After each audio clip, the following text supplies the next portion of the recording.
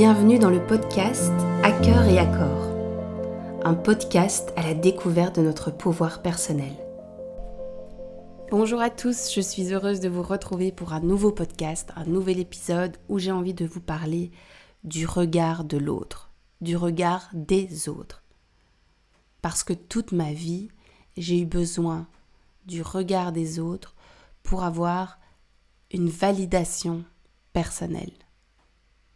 Et ça a été une embûche toute ma vie, parce que tant que je n'étais pas validée par l'extérieur, tant que je n'avais pas une reconnaissance, quelque chose de l'extérieur qui me disait que j'étais bonne, valide, aimée, méritante, eh bien, je souffrais. Donc j'étais à courir non-stop après de la reconnaissance.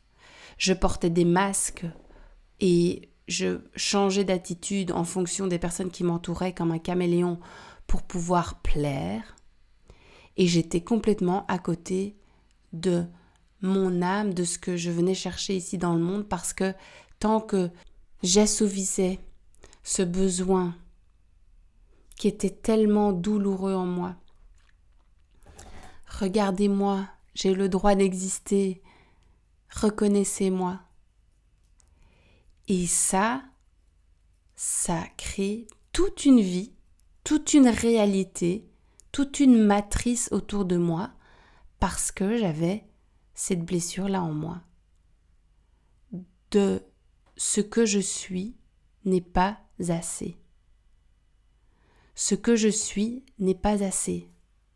Je dois être mieux coiffée, mieux parler, plus intelligente, plus jolie, plus performante. Tout ça, c'est ce que j'ai intégré en tant que petite fille, que je devais mieux me tenir, aider à la maison, aider mes frères et sœurs, ranger la cuisine, parce que je recevais de l'amour à condition. Et je pense qu'un enfant, maintenant que je suis maman de 2 enfants, peu importe leur crise, leur colère, leur mood, leur joie, leurs compétences, leurs dons, ils méritent d'être aimés. Et il m'a fallu du temps pour comprendre que je mérite d'être aimée.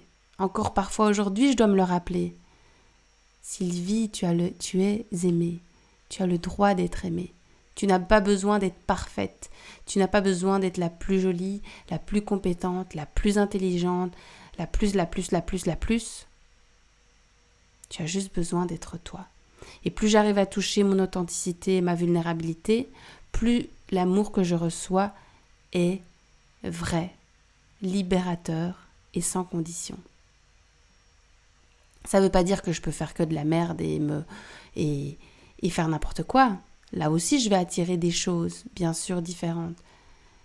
Mais avec la conscience que j'ai la responsabilité de qui je suis et je choisis qui j'ai envie d'être, à partir de là, en étant humble, vulnérable, authentique avec mon histoire, avec qui je suis, plus je vais attirer des personnes qui pourront voir, percevoir cet être qui est moi.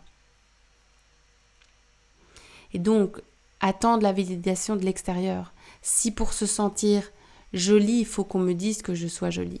Si pour me sentir réalisée, que je suis quelqu'un qui s'est réalisé, je dois avoir quelqu'un qui me dise « Oh Sylvie, ta vie, tu t'es tellement bien réalisée. » Si je dois me sentir dans le succès et pour que les autres me disent « Ah, tu as du succès. » Non, c'est pas l'extérieur qui va valider ça.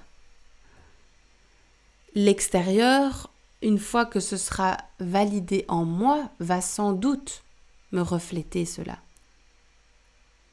Mais c'est d'abord en moi que je dois me sentir jolie, valide, intelligente, méritante. Sentir toute la valeur de mon chemin, de qui je suis. Et ça, c'est un travail. En tout cas, pour moi, c'est un travail parce que ce n'est pas inné. Je n'ai pas été aimée pour qui je suis, inconditionnellement. Ça ne veut pas dire que je n'ai pas des parents qui m'aiment,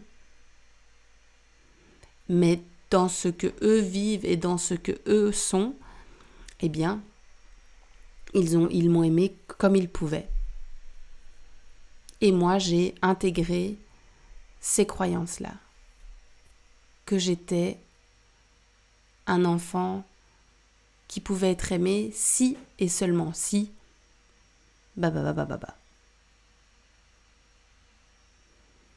Alors oui, je peux toute ma vie encore chercher la validation extérieure. Je peux encore essayer de séduire, je peux encore essayer de plaire, de manipuler, de faire plein de choses pour pouvoir avoir la validation extérieure. Mais ce que j'ai remarqué, c'est que c'était jamais assouvi. Que finalement, même quand on me le donnait, tant que moi, je n'y croyais pas à l'intérieur de moi, c'est comme remplir un vase qui a un trou. Ça sort. Ça ne se remplit jamais.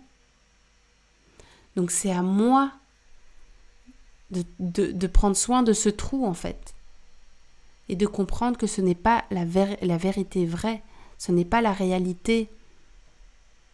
C'est pour ça que je dis toujours que nos pensées, nos croyances créent notre réalité, parce que vous imaginez pendant combien d'années j'ai créé quelque chose sur une fausse croyance. Et que si vous avez des fausses croyances sur vous, sur le monde, sur l'argent, sur le succès, sur le travail, sur le couple, sur la parentalité, mais qu'est-ce que vous créez ? Des prisons. Nous créons nos propres prisons. Donc c'est important d'aller voir son chemin. Pas pour rester me lamenter encore et encore comme une victime. Ah, ma famille m'a mal aimée, donc maintenant... Non, ça c'est vraiment l'histoire ancienne. C'est, ok, comment aujourd'hui je crée de l'amour pour moi ? Comment je deviens cette femme justement qui voit toute sa beauté, toute son intelligence, toute sa bienveillance pour le monde, toute son humanité, tous ses dons, toute cette intuition qui était retenue, toute cette clairvoyance, cette clairaudience dont j'étais complètement coupée avant. J'étais complètement coupée puisque j'étais juste un être qui était comme à soif de se faire reconnaître à l'extérieur. Donc j'étais pas du tout en lien avec mes dons intérieurs.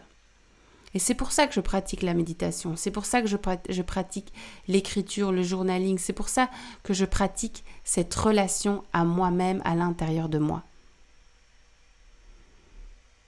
Parce qu'on peut pratiquer des choses aussi par besoin de reconnaissance.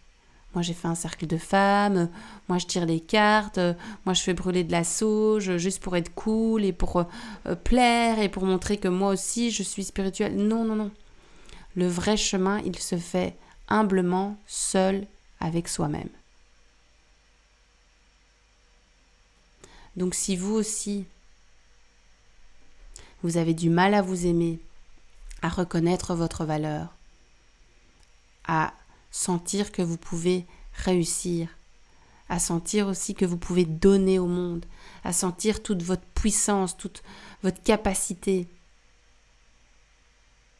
à reprendre le règne de votre histoire et à partir de votre histoire créer quelque chose pour le monde. Eh bien, je vous invite à déjà suivre ce podcast, à mettre une petite cloche sur YouTube ou à suivre sur Spotify, à le partager à des personnes qui vivent la même chose que vous. Et si vous désirez aller plus loin, n'hésitez pas à aller voir mon site internet sylvieplanche.com où je propose justement des processus individuels et de groupe pour retrouver votre puissance personnelle. Car je suis persuadée qu'à partir de là, on peut tout faire, tout être, tout avoir. C'est un choix, c'est un travail, c'est un dévouement à soi, à sa vie, c'est une discipline à avoir, c'est une responsabilité, c'est un engagement. Mais c'est tellement bon quand on a vécu, croyez-moi, dans une prison et qu'on vous montre par où est la liberté, on n'a plus envie de lâcher ça. Croyez-moi. C'est « Ah, autre chose est possible! Oh my God! Oh my God, si j'avais su ça plus tôt! » Et en même temps, rien ne m'empêchait de le savoir plus tôt. C'est juste que j'ai dû toucher le fond maintes fois pour me dire « Maintenant, ça suffit. » Si vous n'êtes pas encore tombé assez de fois pour un « ça suffit », vous allez encore vous planter et encore créer des choses douloureuses. Sur ce, je vous laisse. J'espère que ce podcast vous a plu. Je vous dis à très bientôt dans un nouvel épisode. Ciao.